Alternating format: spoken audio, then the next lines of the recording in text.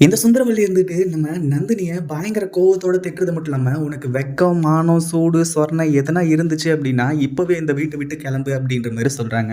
அதாவது உண்மையிலேயே இந்த சுந்தரவல்லிக்கெல்லாம் மூளை இருக்கா, இல்லையா அப்படிங்கிறது தெரியல. சரி ஓகே. இவங்களுக்கு ஈக்குவலா யாராச்சும் ஒருத்தருங்க இருந்தாங்கன்னா, அவங்கள வந்து பார்த்தீங்கன்னா அழிக்கணும்னு நினைக்கிறது, தொரத்தணும்னு நினைக்கிறது எல்லாமே ஓகே. ஆனா நம்ம நந்தினி எவ்வளவு வந்து பார்த்தீங்கன்னா டவுன்ல இருக்காங்க.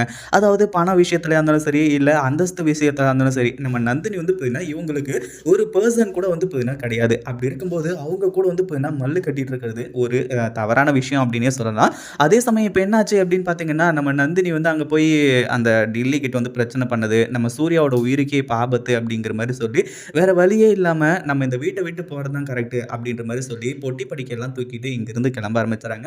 அந்த ஒரு நேரத்துல மாஸ் என்ட்ரி குடுத்த நம்ம சூர்யா இருந்துட்டு நந்தினிய தடுத்து நிறுத்துறது மட்டும் இல்லாம, "உன்னை யார் இந்த வீட்ட விட்டு வெளிய போக சொன்னது?" அப்படின்ற மாரி கேட்டது மட்டும் இல்லாம, கடைசியா என்ன பண்றாங்க அப்படின்னு பார்த்தீங்கன்னா, "என் பொண்டாட்டிய இந்த வீட்ட விட்டு தொரத்துறதுக்கு நீங்க யாரு?" அப்படின்னு சொல்லிட்டு வந்து பார்த்தீங்கன்னா, சுந்தரவல்லிய கையெடுத்து அதாவது இந்த இடத்துல வந்து பார்த்தீங்கன்னா, ரொம்ப கோவத்தோட வந்து கேட்க ஆரம்பிச்சுறாங்க.